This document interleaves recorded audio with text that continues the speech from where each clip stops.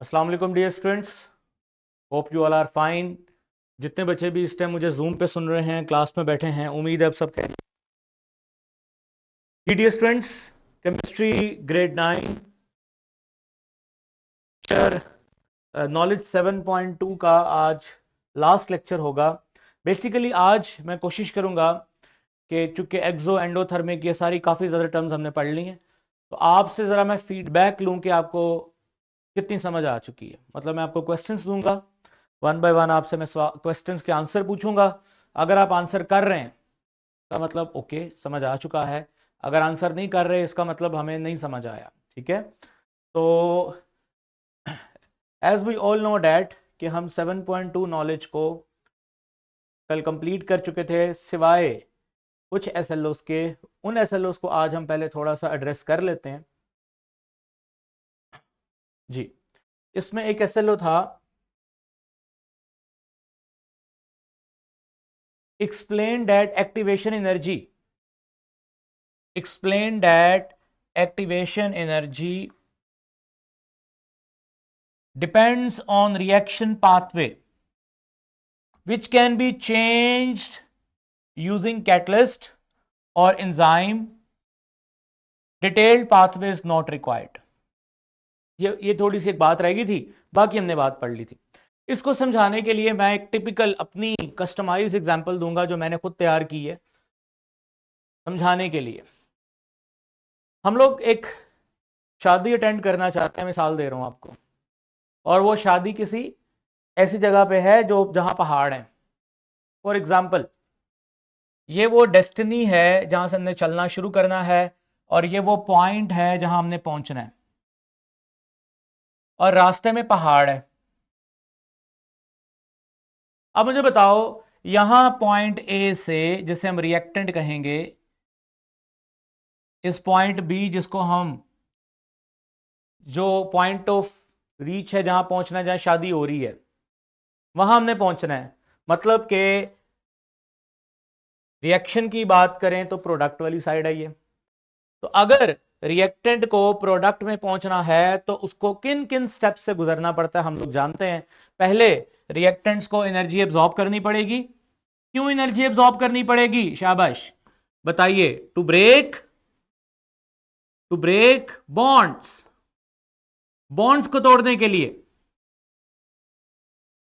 जब बॉन्ड टूट जाएंगे तो सारे यहां इकट्ठे हो जाएंगे, यहां पर बॉन्ड बनेंगे, बॉन्ड मेकिंग होगी। तो फर्स्ट ऑफ ऑल हम कह सकते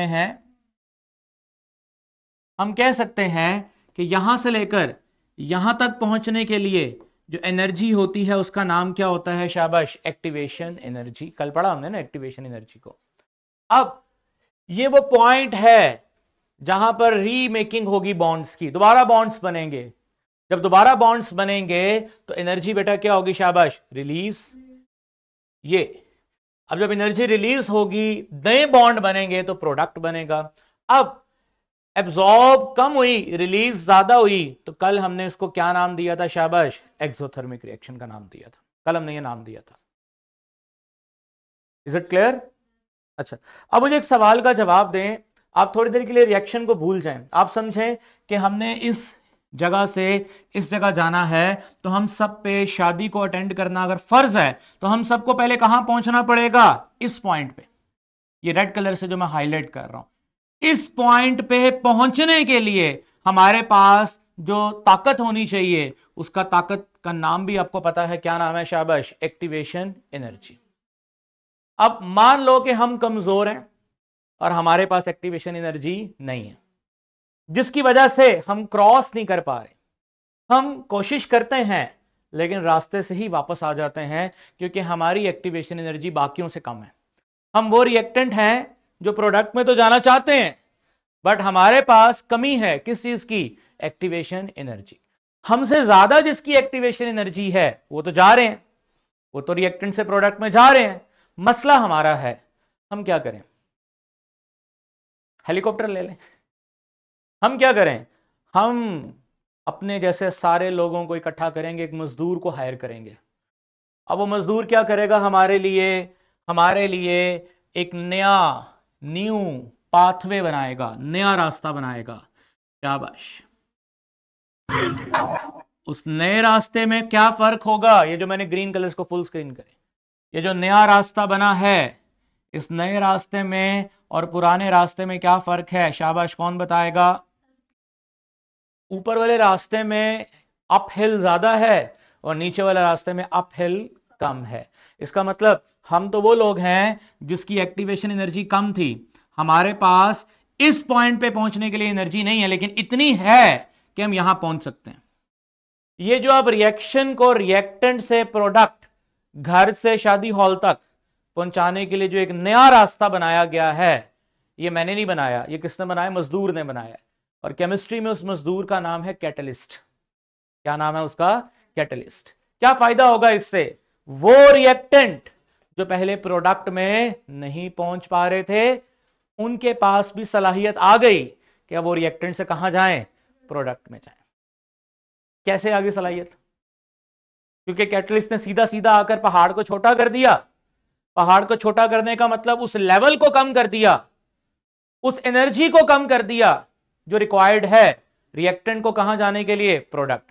शाबाश। क्या नाम दिया था पहले भी इस एनर्जी को? Activation energy. पहले एक्टिवेशन एनर्जी ज्यादा थी, अब एक्टिवेशन एनर्जी क्या है? कम है। सो वो मॉलिक्यूल्स जो पहले तो जा रहे थे, अभी भी वो जाएंगे, लेकिन जो पहले नहीं जा रहे थे अब वो भी जा सकते हैं। अपने बॉन्ड्स को आराम से ब्रेक करेंगे, क्योंकि आप बॉन्ड को ब्रेक करने के लिए इतनी एनर्जी नहीं चाहिए। कितनी एनर्जी चाहिए? इतनी एनर्जी चाहिए, लो एनर्जी चाहिए। बॉन्ड आराम से ब्रेक होंगे, बॉन्ड बनेंगे, एनर्जी रिलीज होगी, रिएक्शन अभी भी क्या होगा? एक्सोथर्मिक। तो क्या काम है catalyst? To lower the activation energy, to increase the rate of reaction. लिख देते हैं यहां पे, क्या काम है जी कैटलिस्ट का? Lower the activation energy to increase the rate of reaction.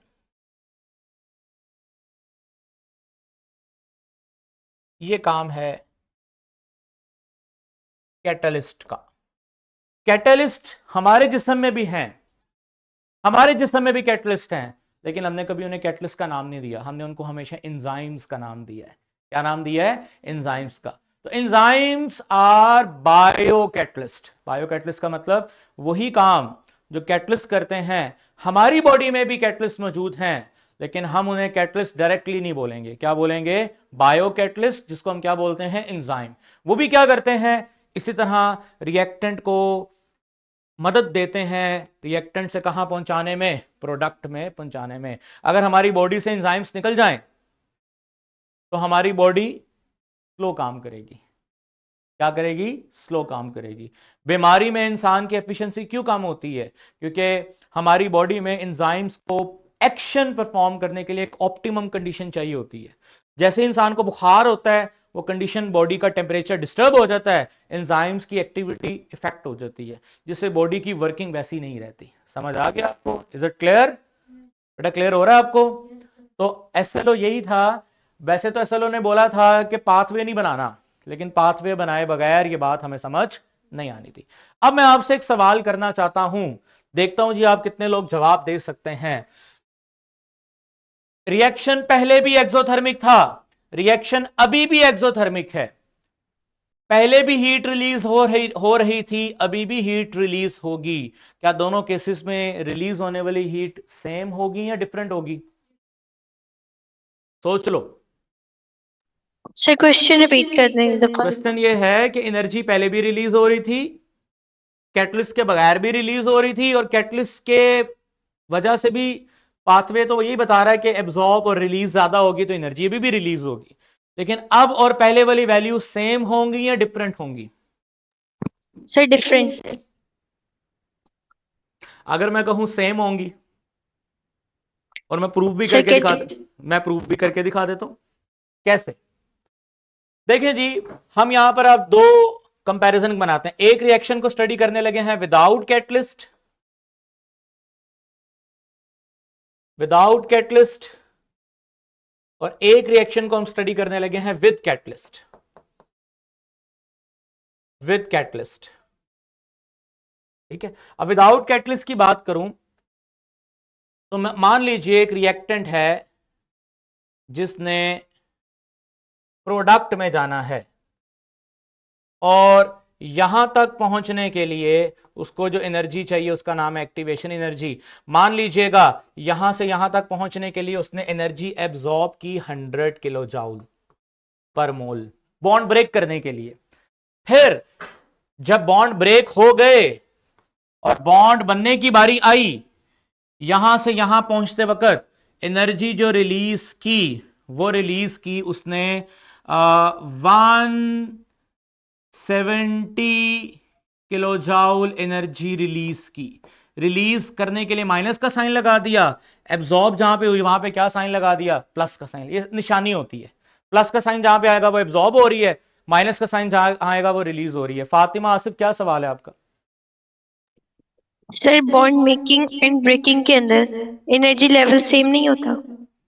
Energy level same होता है अगर एक ही बॉन्ड बने, एक ही बॉन्ड टूटे। मसलन मैंने आपको लास्ट टाइम बताया था हाइड्रोजन हाइड्रोजन का बॉन्ड टूटे और वही बॉन्ड बने तो फिर एनर्जी सेम है। लेकिन मैं आपको यही तो बता रहा हूं कि रिएक्टेंट और प्रोडक्ट में फर्क क्या है। मसलन रिएक्टेंट में मिसाल दे रहा हूं आपको, ए और ए, बी एंड बी, ए और ए का बॉन्ड टूटा, बी और बी का बॉन्ड टूटा, वापस ए और ए का नहीं बनेगा, नया बॉन्ड किसका बनेगा, ए और बी का बनेगा।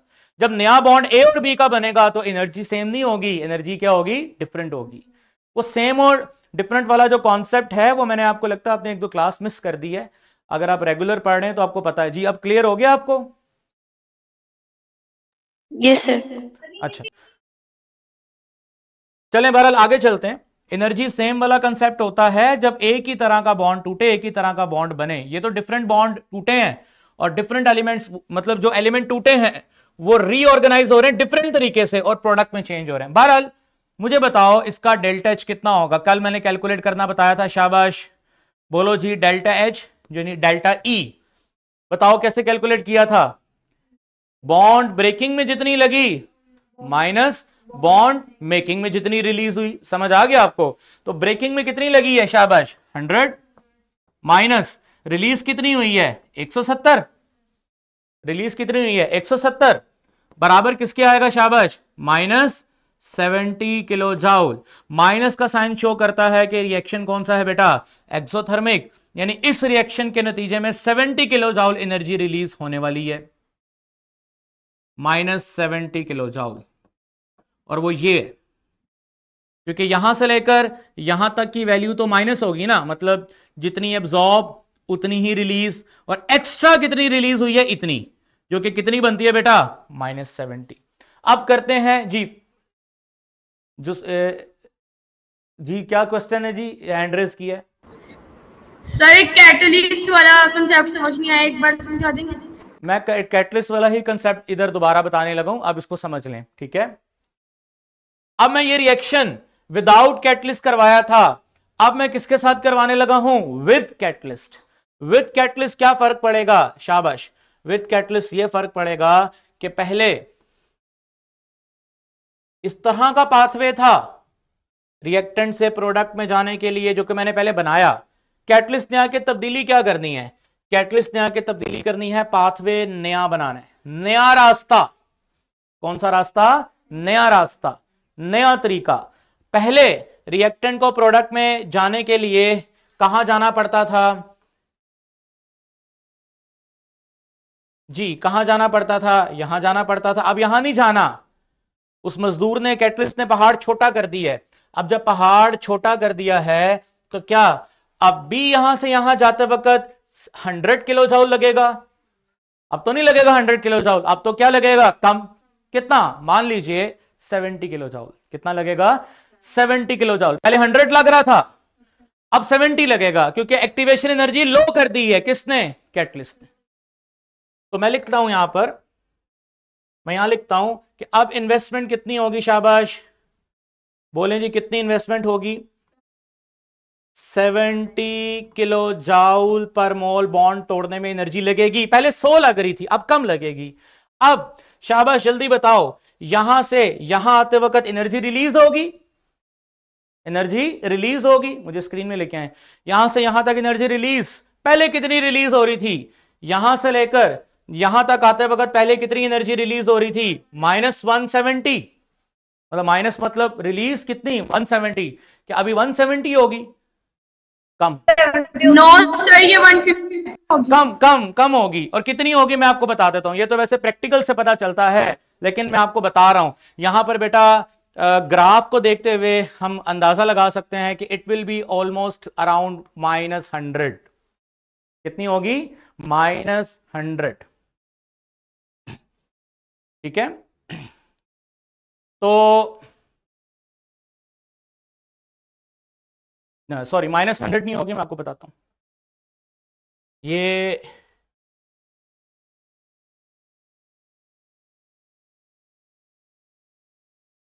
होगी माइनस,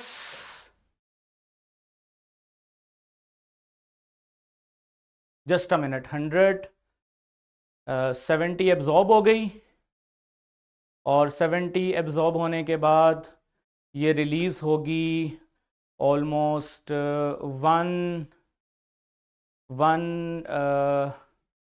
नहीं 130 नहीं 120, सर 150 होगी या 140 होगी? नहीं, मैं आपको बताता हूं, अभी इसको कैलकुलेट करने का तरीका बताता हूं आपको। पहले ये 100 थी, अभी मान लीजिए 100 की बजाय हम इसको कंसिडर कर लेते हैं, ये 70 किलो जाउल एब्जॉर्ब हुई, और जो रिलीज है वो होगी 100 प्लस 70, 170 रिलीज हुई, माइनस किया, ठीक है, मतलब 170 में से 30 निकालो, कितना होता है, 30 निकालो, 140, सर 140। हाँ, -140, -140 किलो जाउल एनर्जी रिलीज होगी, ठीक है, ये वैसे ग्राफ से पता चल जाता है। अब मुझे बताओ शाबाश, इसका डेल्टा एच निकालना है, डेल्टा एच कैसे निकालेंगे, जितनी पहले लगी एनर्जी, कितनी लगी 70 बॉन्ड ब्रेकिंग में, माइनस जितनी रिलीज हुई, कितनी रिलीज हुई 140 रिलीज हुई। अब जल्दी से बताओ कितना आंसर आएगा, सॉल्व करो इसको, कितना आंसर आएगा, -70 किलो जाउल, पहले भी कितना आया था, अभी भी कितना आया। इससे क्या सबक मिला कि कैटलिस्ट एनर्जी को ऐसे बैलेंस करता है कि एक्टिवेशन एनर्जी तो कम होती है, लेकिन इधर वाला सफर भी आसान और आगे वाला सफर भी आसान। देखो ना, दोनों तरफ से एनर्जी डेफिशिएंट हुई है। और अगर मैं आपसे पूछूं कैटलिस्ट ने कितनी एनर्जी का फर्क डाला है, शाबाश 30, मतलब 100 को कितना कर दिया, 100 एनर्जी जो एब्जॉर्ब होनी थी उसको कम करके कितना कर दिया 70, और वो जो 170 रिलीज होनी थी वो 170 रिलीज नहीं हो रही, कितनी रिलीज हो रही है 140। अब ग्राफ के लेवल को, यानी कि एनर्जी लेवल को कम करने से अगर जाते वक्त एक्टिवेशन एनर्जी कम हुई है तो वापसी पे भी एक्टिवेशन एनर्जी क्या हुई है, कम हुई है। मतलब ये वाला रूट अगर शॉर्ट हुआ है तो ये वाला रूट भी क्या हुआ है, शॉर्ट हुआ है। ओवरऑल एनर्जी चेंज कितना रहेगा, उतना ही रहेगा जो कैटलिस्ट के बगैर था। तो ये शुरू शुरू में आपको लगा कि कैटलिस्ट की वजह से एनर्जी क्या हो जाएगी, चेंज हो जाएगी, लेकिन कैटलिस्ट की वजह से एनर्जी चेंज नहीं होती। जिस बच्चे ने मेरे से सवाल किया था कि सर कैटलिस्ट का रोल समझ नहीं आया, क्या आपको इस एग्जांपल से कैटलिस्ट का रोल समझ आ गया है? ओके, फातिमा आपने जो क्वेश्चन किया था क्या आपको वो क्लियर है? Yes sir. ठीक हो गया। अब मैं आपसे अब कुछ क्वेश्चंस करूंगा, वैसे हमारा नॉलेज कंप्लीट हो गया, कुछ क्वेश्चंस करूंगा। आपको पता है कि हम जो घर में डिटर्जेंट्स यूज करते हैं उसके अंदर भी एंजाइम्स होते हैं। एंजाइम्स में बार बार लफ्ज बोल रहा हूं ना, जो इसे परेशान नहीं होना। एंजाइम्स का मतलब कैटलिस्ट, और वो कैटलिस्ट जो जो हम बॉडी में होते हैं और बायोलॉजिकल होते हैं, उन्हें क्या बोलते हैं, एंजाइम्स। अच्छा, जो हम सर्फ इस्तेमाल करते हैं, डिटर्जेंट इस्तेमाल करते हैं, उसमें एंजाइम्स होते हैं। उनका क्या काम होता है?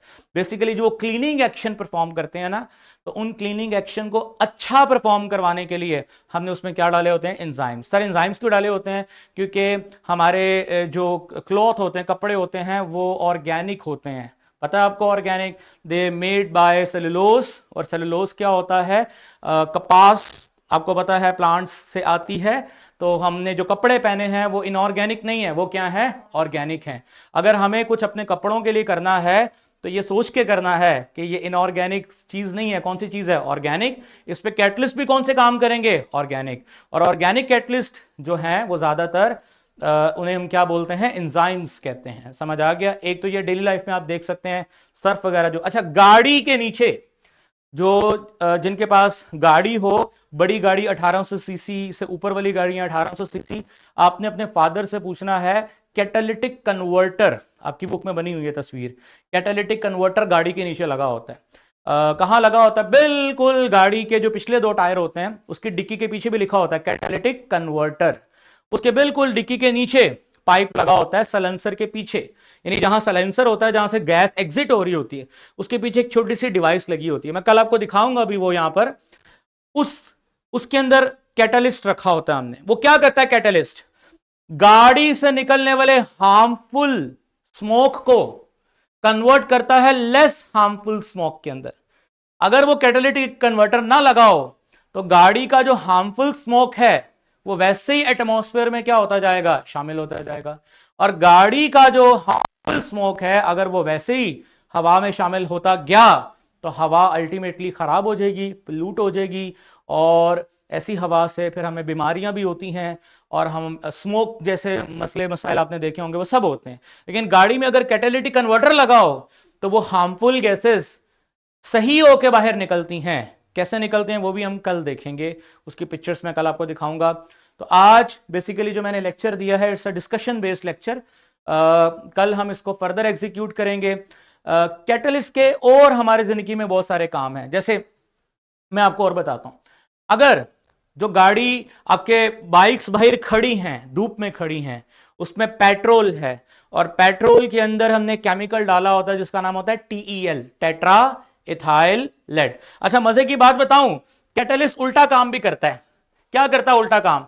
कुछ कैटलिस्ट हमने ऐसे भी तैयार किए हैं लैब में जो एक्टिवेशन एनर्जी को कम करने की बजाय ज्यादा कर देते हैं। यानी पहाड़ को छोटा करने की बजाय क्या कर देते हैं? बड़ा कर देते हैं। टेक्निकली सोचो, क्या वो रिएक्शन को तेज करेंगे या स्लो करेंगे? तेज कैसे करेंगे? जब एनर्जी ग्राफ को ही बढ़ा दिया, जब एनर्जी ग्राफ यानी एनर्जी लेवल को ही बढ़ा दिया, रिएक्टेंट ने प्रोडक्ट में पहुंचना है, उसके लिए एक्टिवेशन एनर्जी को बढ़ा दिया, तो वो मॉलिक्यूल्स जिनके पास इतनी एक्टिवेशन एनर्जी अब नहीं होगी वो रिएक्टेंट से प्रोडक्ट में नहीं, इन्हें कहते हैं नेगेटिव कैटलिस्ट। क्या बोलते हैं? अच्छा, आप लोग अपना बायो का लिटरेचर पढ़ोगे, उसमें कुछ वर्ड्स आप पढ़ोगे, इनहिबिटर्स। इनहिबिटर्स रिएक्शन को क्या करते हैं? स्लो करते हैं। हमने पेट्रोल के अंदर एक केमिकल डाला होता है टीईएल, टेट्रा इथाइल लेड, उसको 10th में आप पढ़ोगे। वो एक इनहिबिटर है। इनहिबिटर का मतलब क्या है? अगर सारा दिन बाइक बाहर खड़ी रहे, तेज धूप, तो पेट्रोल को आग लग जाएगी, गाड़ी के अंदर ही आग लग जाएगी। अब हम नहीं चाहते कि पेट्रोल को आग लगे। पेट्रोल को जलने के प्रोसेस को हम स्लो करना चाहते हैं ताकि वो इंजन में जाके जले, इंजन में जाके एनर्जी प्रोड्यूस करे, इंजन के अंदर जाके पेट्रोल बर्न हो, लेकिन टैंकी के अंदर ना बर्न हो। समझ रहे हो? तो फिर हमने उसकी एक्टिविटी को बढ़ाना नहीं है बल्कि क्या करना है? कम करना है। तो हम उसमें कौन सा कैटलिस्ट डालते हैं? टेट्रा इथाइल लेड, जो कि उसके अंदर नेगेटिव कैटलिस्ट का रोल प्ले करता है। आप में से अगर कोई बाय चांस पर्स करो, आपने अक्सर सुना होगा जहर खाने की वजह से इसकी मौत हो गई है। वो जहर क्या करता है? ये सारे मैं आपको डेली लाइफ एप्लीकेशंस बता रहा हूं, ये आपके काम आएंगी। एंजाइम्स की आप लोगों ने आई थिंक सो बायो में पढ़ा होगा उसकी स्ट्रक्चर। तो एंजाइम काम कैसे करता है मैं आपको थोड़ा सा बताता। तो नहीं पढ़ा तो आप अपने बायो वाले सर को कहेंगे, वो आपको बताएंगे आपने किस चैप्टर में पढ़ना है। ये हमारी बॉडी में एंजाइम है ई, और ये हमारी बॉडी में वो केमिकल है जिस केमिकल ने टूटना है, इस केमिकल को तोड़ना है, ये रिएक्टेंट है। रिएक्टेंट ने बेटा किसमें कन्वर्ट होना है? शाबाश, प्रोडक्ट में। ये प्रोडक्ट है, मान लो ये जो मैंने 2 ब्लॉक्स बनाए ये प्रोडक्ट है। अब रिएक्टेंट को तोड़ेंगे तो प्रोडक्ट बनेगा, रिएक्टेंट टूट ही नहीं रहा। अब एंजाइम का क्या किरदार है? एंजाइम का किरदार है कि इस रिएक्टेंट को अपने साथ जोड़े। जैसे एंजाइम इस रिएक्टेंट को अपने साथ जोड़ता है, एंजाइम रिएक्टेंट जुड़ता है, अब एंजाइम अपना एक्शन परफॉर्म करता है और इस रिएक्टेंट को तोड़ता है, इसको एक्टिवेशन एनर्जी देता है। समझ आ गया? समझो उसकी एक्टिवेशन एनर्जी में इसकी हेल्प करता है, और ये रिएक्टेंट देन किस में चेंज होता है? शाबाश, प्रोडक्ट में। यानी कि ये टूट गया, एक क्यूब ये अलग और ये वाला क्यूब कह रहा हूं ट्राइंगल अलग अलग, जो कि किसको शो कर रही है? प्रोडक्ट। इसका मतलब मेरी बॉडी में अगर ये एंजाइम ना हो तो मेरी बॉडी का ये जो रिएक्टेंट है, जो कि बॉडी में रिएक्शंस की वजह से प्रोडक्ट बना रहा है और हो सकता है इससे एनर्जी मुझे मिलनी है, ये ना एंजाइम हो तो रिएक्टेंट बहुत स्लो टूटे और बहुत टाइम लगाए। अब अगर कोई बंदा जहर खा लेता है तो जहर पॉइजन सीधा जाकर उसकी एंजाइम की ये जो साइड होती है, एक्टिव साइड जिससे रिएक्शन परफॉर्म होता है, इसको खराब कर देता है, इसको ब्लॉक कर देता है। इस तरह पूरी बॉडी के एंजाइम्स का जो एक्शन करने का काम है, जो एक्शन जहां से परफॉर्म होता है, वो सारा सब ब्लॉक हो जाता है इसका। अब ये ब्लॉक 2 तरह का होता है, थोड़ी देर के लिए भी होता है, टेम्परेरी भी होता है और परमानेंटली भी होता है। जो तो पॉइजन टेम्परेरी ब्लॉकिंग करेगा वो रिवर्स हो सकती है, लेकिन जो परमानेंट जाके ब्लॉक हो जाएगा वो एंजाइम्स में से रिवर्स नहीं होती। अल्टीमेटली हमारी पूरी बॉडी में एंजाइम्स काम करना छोड़ देते हैं, हमने नहीं काम करना, हमसे होता ही नहीं। तो बॉडी की सारी एंजाइम एक्टिविटी जब रुक गई, ना बॉडी में एनाबॉलिज्म होनी है, ना बॉडी में कैटाबॉलिज्म होनी है, यानी बॉडी का मेटाबॉलिज्म खराब, और वो इंसान की बॉडी डेड हो गई। फॉलो कर रहे हैं मेरी बात को? तो ये हमारा एंजाइम्स का डेली बेस पे इसका मैंने आपको फीडबैक दिया। कंप्लीट हो गए हमारे एसएलओस। जो मैंने पढ़ाया समझाया, किसी किस्म का कोई सवाल है तो आप कर सकते हैं।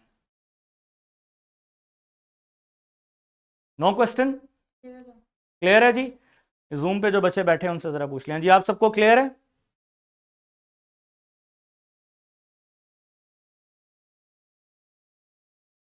आवाज है जी। फातिमा क्या क्वेश्चन है? सर वो बाय मिस्टेक हैंड रेज हो गया था। ओके ओके, ओके जी, अल्लाह हाफिज, टेक योर टाइम।